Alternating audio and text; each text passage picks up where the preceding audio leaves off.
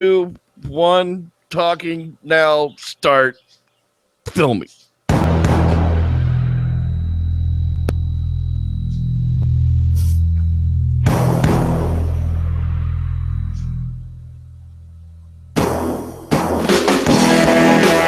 sitting around waiting to hear the announcer now. There isn't any. No, I haven't gotten around to doing an intro interviews here. Why not?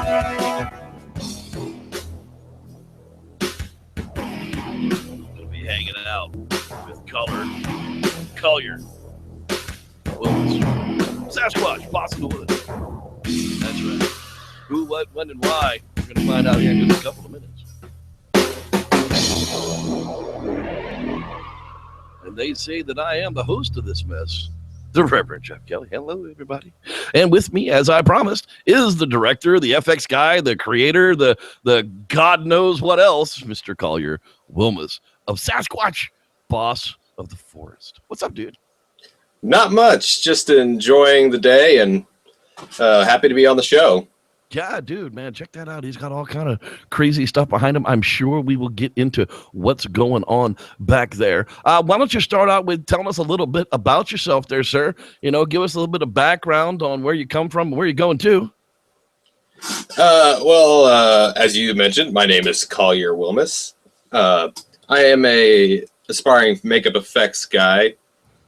Plan to make this and hopefully directing movies my main job, and I've done more than a couple of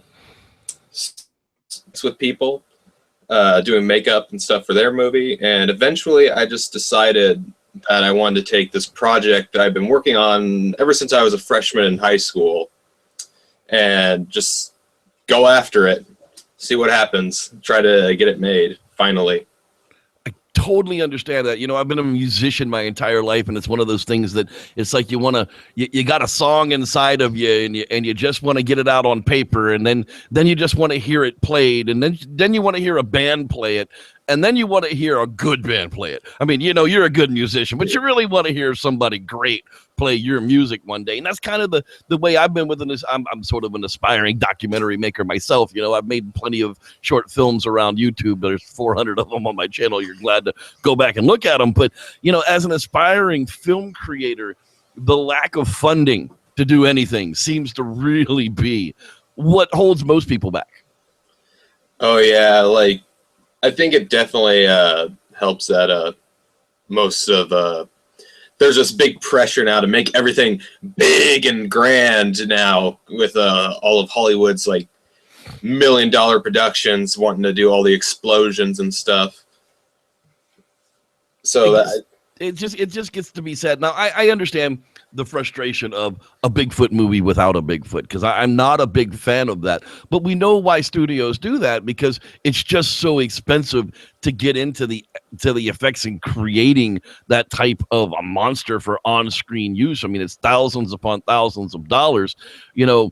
And here you are, you're going with a practical effect type of a thing, not with CGI. Is that correct? Oh yeah. If I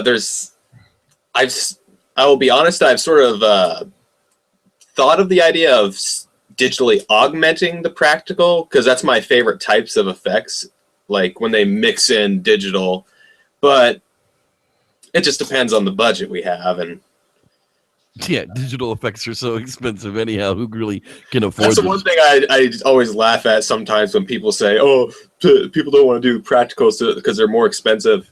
No, not all the time. Yeah, when it comes to the fursuit, it's a whole lot cheaper than thousands of hours of digitally putting in a biggie. Besides, I've never ever seen a CGI biggie that I've been, you know, convinced is real ever. Even, you know, with the amount of money that's been thrown at them. I did have a question from one of our fans, Doug Hudson, as a matter of fact, wanted to know, Sasquatch, boss of the forest, what's the deal with the title? Well, originally it was going to be Oma, boss of the forest. But it was there was a guy that I believe came from the Squatcher's Lounge. He told me that Oma was actually a misnomer, that it actually was a bastardized word of Uma'a, which meant bad Indian. And yeah, bad Indian, boss of the forest didn't come out so good, huh? No, and I actually did fact check it. I got a hold of some Native Americans off the getting mixed Hoopa Reservation. And they did, in fact, confirm that it is a mistranslation. So I had to change it, and of course the first thing that came to mind was Sasquatch. And I didn't feel I had to change the second part of the title, Boss of the Forest, because that seems to be a running thing with Native American legends saying that the Sasquatch is pretty much top dog. Yeah, I was going to say the phrase that I'm familiar with, in the Cherokee legends is boss of the woods, boss of the forest, boss of the woods, whatever the case. The same type of play on words. I dig it. I dig it a lot. Now, where is your FX background in? Mostly in sculpting and painting. I spent. I remember the first thing I actually sculpted was a predator head. That's how I started. I just started making my own little replicas of my favorite monsters, and then I started my obsession about sculpting the best Bigfoot head I made. And that started in 2010 or 11. I can't even pinpoint. And it's gotten to now where I'm getting close to happy with the head I've sculpted. Yeah, half a decade later, you're finally happy with a sculpt that you started, 5 years ago. That happens a lot. That's the thing that sucks about being a perfectionist. You never are satisfied. I'll get this movie made, and then afterwards I'll be like, oh, I hate that head now.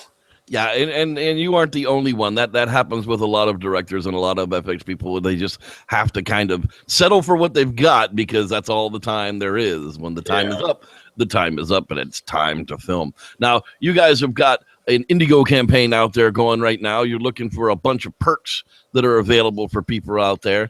It starts with what, a $5 campaign contribution. I mean, that's pretty low, but you do get your name in the credits for that. So hey, you become part of the movie for like $5. And I want people to understand the thing about crowdfunding is I hear a lot of people say that, oh, they want like this much, and that just seems unrealistic. Which, yeah, I do now regret picking such a big number, not keeping in mind that we could always go over our goal. But I'm just going to keep running with it. Because I'm insane. Yeah, I've seen a lot of the Indigo campaigns like that. They start out with visions of grandeur and realize that it might take a campaign or two to actually reach their ultimate goal. Yeah. But in the end, you've got to reach out far past the Bigfoot community, though. I mean, that place is a mess. I mean, you really do have to get things like this out to the general public and get it in the hands of people who really want to see a young and upcoming, aspiring director and FX guy bring his vision of Sasquatch to film with a practical story. Tell us about the storyline. The storyline? All right, I'll just trying to keep spoilers out of it. Of course, because we want people to see the movie once it's finally made. Give us the talking trailer. Basically, it starts off. I'm gonna go ahead and reveal the first, 5 minutes of the movie. It starts off with this hermit character. He just ducks behind a tree, and you just see the silhouette of Bigfoot in the background. It lets out this call to try to drive him out. But you can see on the look on the hermit's face that he knows he's onto this. He's had more than a couple run-ins with this particular Bigfoot. So he just stands his ground, and then the Biggie moves on. Next shot, he just then you see a hand, bam, hit him, knock him to the ground. Then title, Sasquatch, Boss of the Forest. There you go. Yeah, that's a heck of a way to open the title for sure. Yeah, and then we get into starting to meet all the main characters. First one is we open on a sort of a old movie projection of a Bigfoot expert that is sort of I know that the names are cheesy. His name's Rob Gimlerson. Obviously, a combination of Robert Patterson and Bob Gimlin. I don't care. I wanted to have as much fun as I can writing this. There you go. That works out pretty good. And he's also an homage to oh God, why am I blanking out? He's the guy who Meldrum was inspired by. Dr. Krantz. Krantz, yes. Grover Krantz.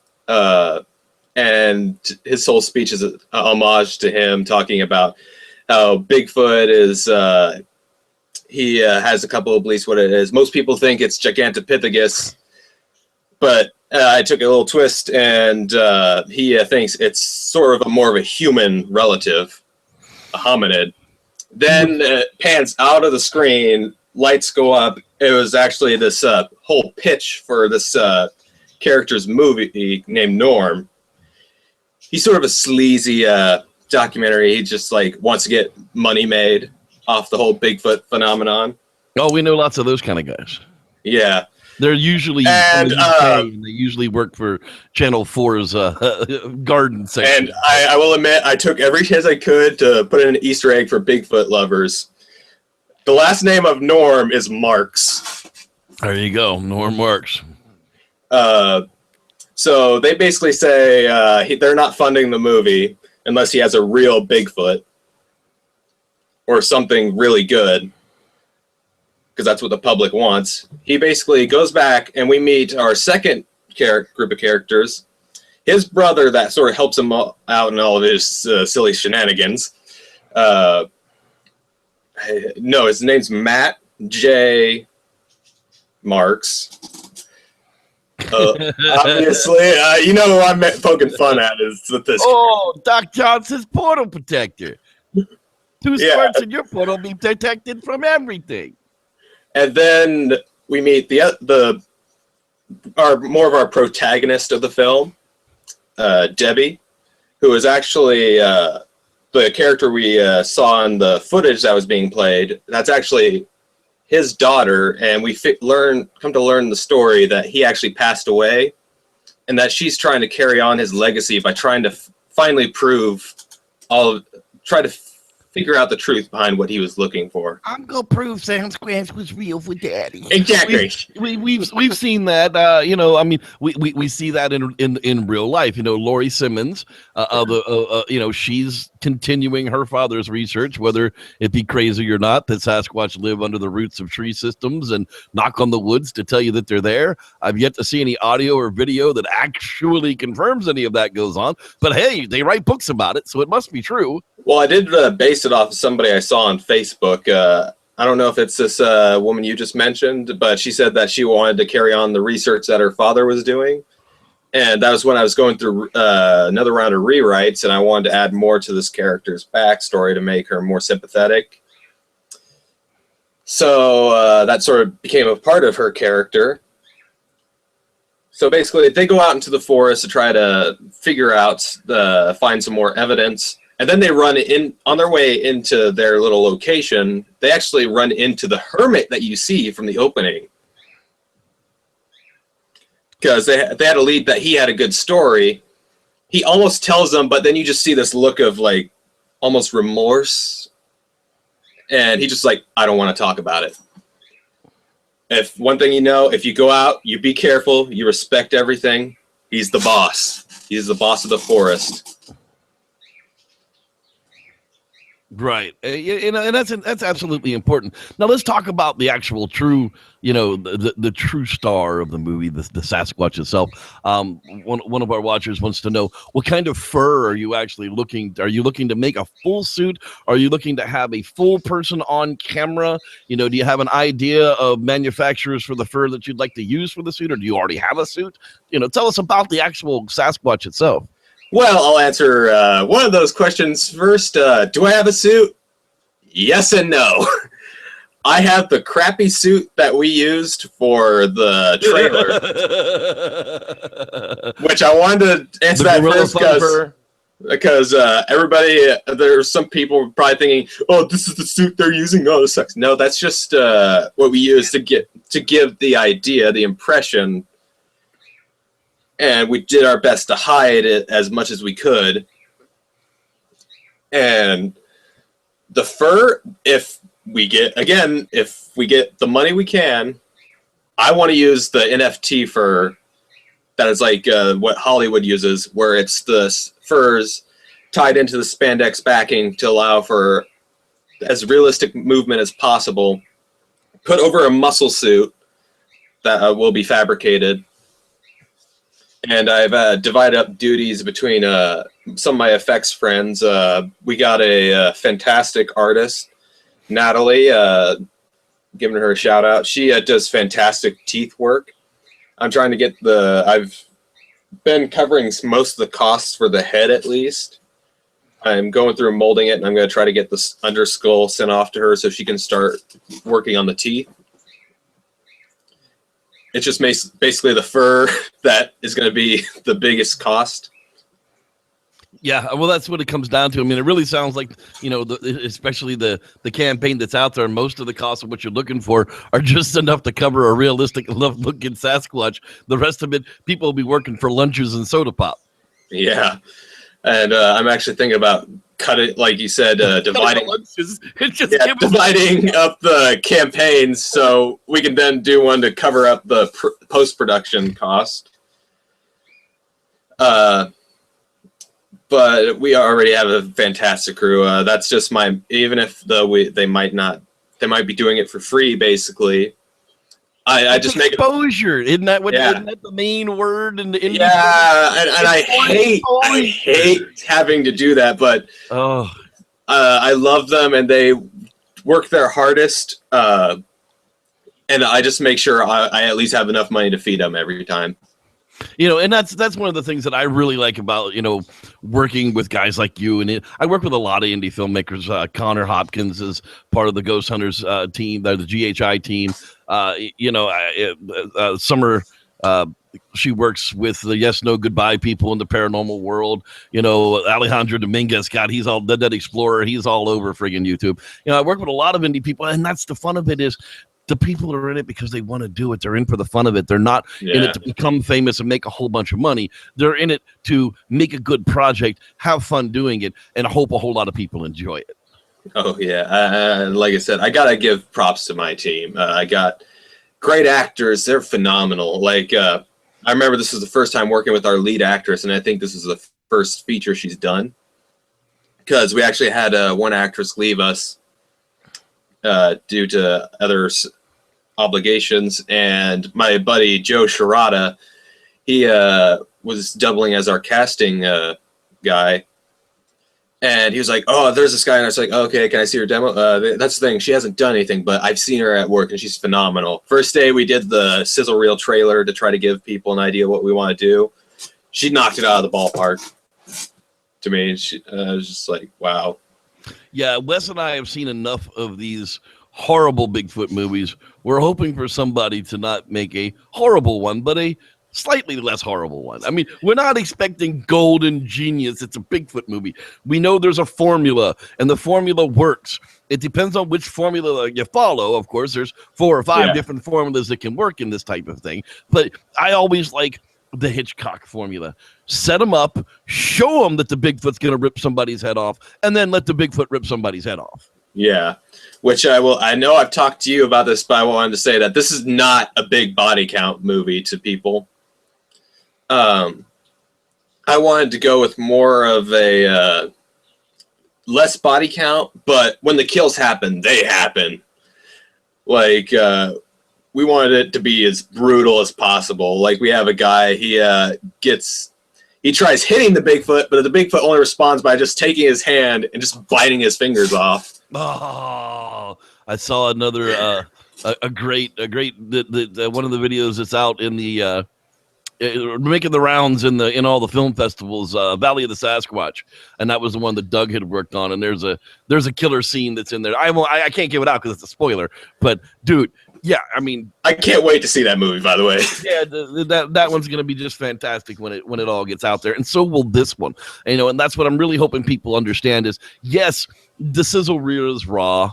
Yes, the script is raw for what's being put out there, but you're at the beginning stages of this. I mean, you're not even anywhere near actually putting anything down on film yet, correct? Yeah, we're going to go through a try to finish up the pre-production and get ready to film by fall. But in that pre-production, we are going to go through both finishing the suit and all the effects.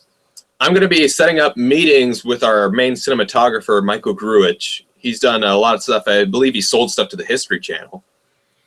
And he's been talking to me about this way of lighting it like he said they do this lighting technique in the X-Files. Basically, it consists of having your front light to get your detail still, and then having a backlight to backlight your thing. And he said that would get some cool shots with the Bigfoot. And especially, I want to add a little bit more atmosphere with having a bunch of fog, too. I was going to say fog and mist is always a good thing with a sandwich. Yeah, because I want to have shots where when we're teasing the creature, I want to see it glide through the fog. Yeah. And I want it to feel like an old Universal horror movie. Yeah, that's just a creepy thing. I mean, being out camping in the fog is just creepy as it is, but then you got a Sasquatch stalking you in the fog too. Makes it that much more creepy. Yeah, then we have add in the character of the Bigfoot, because that's my main biggest goal with this movie, is to get the audience to get a grasp on that this Bigfoot is a character. He's not a one-note monster. Show up, I'm angry, I'm going to kill this person. We may not. Go ahead. I was going to say, may not have gotten that across in the sizzle reel, but that's the main goal. And that's the important part of it. Now, it is on Indiegogo, but if you want to follow the campaign, it's facebook.com/Sasquatch. Just look up Sasquatch Boss the Force on Facebook. I don't have the exact link memorized. I know there's a few random numbers in there as far as I can remember. But if you just go to the top in your Facebook for search and look up Sasquatch, Boss of the Forest, you can find the group, join the group. You can contribute to the campaign and follow it along, because he posts update almost every single day. And that's one of the other things that I like about your campaign, is the fact that you are keeping people who are vested in the project up to date on what's going on. Yeah, and that's one thing, because I see that happen with so many campaigns that they just put it out there and expect the money to come to you. I understand, because I've seen this happen with successful campaigns, that you have to post almost every day, if not every day. If not 10 times a day. Yeah, and some people might mistake that for spamming, but that's really what you got to do. It does, because Facebook screws you. They only allow you out to 10% of your viewers, 10% of your members as it is. Yeah. So they only deliver each post to 10% of your members unless they get shared and liked by other people, or you pay for it. And then there's this common fact that only 10% of your audience is a contributor. Right. So then 10% of that 10% might contribute. You get 1% of the people that are actually listed in your page that might share it out there without actually having to pay Facebook just to deliver it to the people who said they liked your page and wanted your information in the first place. Thanks, Facebook. Sorry. You said this was going to be G. It is still G. I didn't say it. You just use sign language. That's right. Hey, another question from the Peanut Gallery out there. Where are you shooting? If you're shooting in Idaho, we're going to be a little upset with you. Iowa. It's just a matter of the budget again, because what I would love to do if we had theoretically, if we get the budget we need for pre-production, I want to take this, or at least a heavy percent of this, out to Illinois, near the Shawnee National Forest. Yeah, maybe we talked about that, where it would be a little bit more believable, where a Sam Squanch might be in the territory. Flatlands are just so much more difficult to believe. But hey, they filmed it in Texas. They filmed Exists in Texas and made us believe that was a mountainous type of street. But to be fair, there are some good foresty areas around here. I just had to choose the place that was easiest to access at the time, which was a local park. Well, it definitely gave the impression that you were out there in the Sam Squanchiness forest. That's for sure. Do you have anything personal here that you want to make sure that we get out on the air before we get out of here tonight? Basically, I want to reiterate that if you guys are going to contribute, it doesn't matter what you contribute, because it could be as little as $5, $20. You're just helping us out no matter what. And if you help share it and make sure we get it out there, that helps even more, because this is a crowdfunding project. So that means we need the crowd. We're not looking for the big. It would be nice to get big investors, but we're not looking for the big donations. Right. If we get 10,000 people to give you $2 each, we've got a Bigfoot movie in the filming. Yeah, get on that 10,000 people, guys. And if you can't afford to contribute, we totally understand that. We don't want you to give money out of your pocket that you don't have. But clicking that share button on Facebook, that goes a million times farther than $1 would contribute to a campaign like this. Every time you share an Indigo campaign for somebody like this, that goes far, far, far more than the $5 ever would have. So if you don't have any cash, we totally understand. Don't worry about it. Click that little share button when you see Boss of the Forest comes up, and just share it to your friends or share it in a group. Even if it doesn't have anything to do with Bigfoot, I guarantee you there's a lot of people in there that'll be interested in that type of a thing. Yeah, and also keep in mind, when you donate, I don't believe your donation doesn't come out until the end of the campaign. So that it just helps us show the number of people that are supporting right now, because it just it comes all at the end of the campaign to the recipient. So really that helps show the number.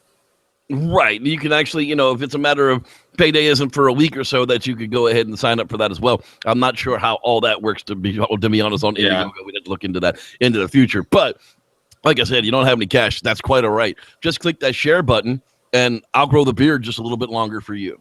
All right. If I am somehow wrong, though, about that little fact, I will be sure to post it on Facebook and get it out there and spam everybody. Exactly. Well, this is really looking like it's going to be a fun campaign. I'm hoping we can do another interview here as you get a little bit further along. If you have any last thoughts that you'd like to leave with people out there, I personally say I'm a supporter. Here I am doing an interview for you because I'd like to see the project get made. What would you like to tell the guys in closing tonight? Thank you. And I just hope that when it's finally made, I have a couple of goals. One, that obviously I make a Bigfoot movie with one of the top Bigfoot characters in it, that people can see the passion I had for the project come through. And whether it's considered good or bad, I just want people to enjoy it. If it's good and they just think it's the greatest Bigfoot movie ever, I'm happy. If it's bad and they're just getting fun out of just making fun of it, getting together with the friends at a movie night and be like, that's just stupid. Why would they do that? I'm happy either way. Just remember, if there's going to be a cheesy moment, go cheese all the way. Oh, I will. That's the way you have to look at it. I think that's going to do it for us tonight here in our interview series #1 with Mr. Collier Wilmus of Sasquatch, Boss of the Forest. I want to thank you, Guy, for being my #1 guest, hanging out with me in the interview series. And I really, like I said, we'll have to do another interview later on and get updates as the campaign moves on. I would be happy to come back. Excellent. We want to thank everybody for watching, and I am the host of this mess, the Reverend Jeff Kelly. We say, may the Squatch be with you. Come join us Monday night for Bigfoot Entertainment Weekly, and more Bigfoot campfire stories are on the way. See you next time. I guess I should push this other button. Maybe. What's that one there? That was too much fun. Yeah, I will. The way it's gotta be. Stuff the interviews are